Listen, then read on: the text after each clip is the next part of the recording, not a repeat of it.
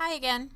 For the second part of the resume edit lecture, let's take a look at resume number 2 from Peter.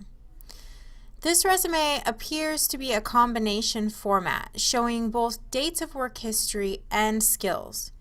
His name is in bold at the top, like you see here, but I think it would be better to center his name so as to draw the reader's attention. Moving on to his job objective, he states the position he wants, but he does not state with what organization or what skills he will utilize for this position. The objective should always state what position you want with the organization or company's name, and then 2 or 3 skills you will utilize in the position. Peter's objective, however, is incomplete.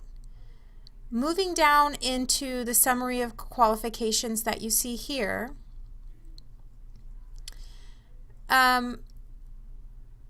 his first 2 bullets are sufficient. However, his last bullet is too vague. Remember how Joshua's resume utilized numbers to quantify his accomplishments? Here, Peter needs to state specific titles and dates of his published writings, as well as specific presentations he has completed. That would make much more of an impact on the reader.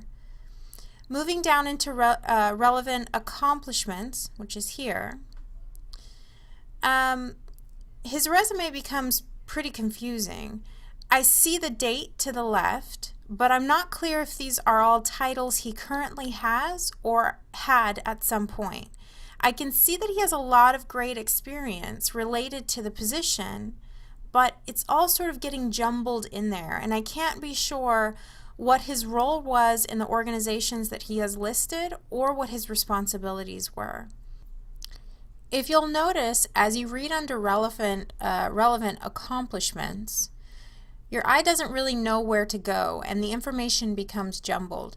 If I could guess, this is where an employer would probably stop reading and this resume would end up in the trash. Because we're looking at this resume for the purpose of learning, we'll move on. The area fundraising and public relations should be titled job history or job experience.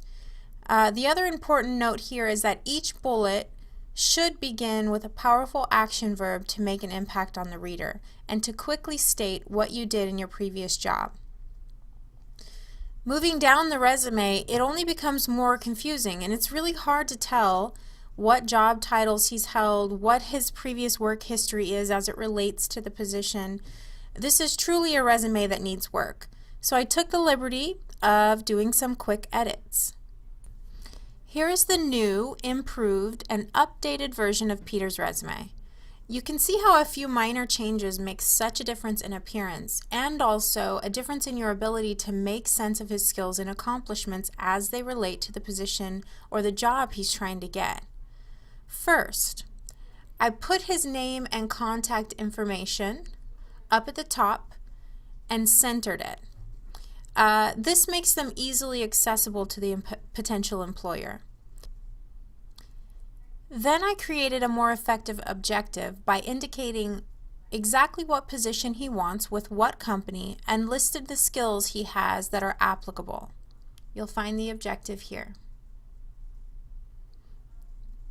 Last, I simply took the information he already had in his resume and used bold and underline to clearly define the different sections of his resume. I also used bullets to guide the reader's eye toward important information and inserted action verbs into his job descriptions to make an impact on the reader. It's still not an A resume, but it's much better than the original, and it may just get him an interview.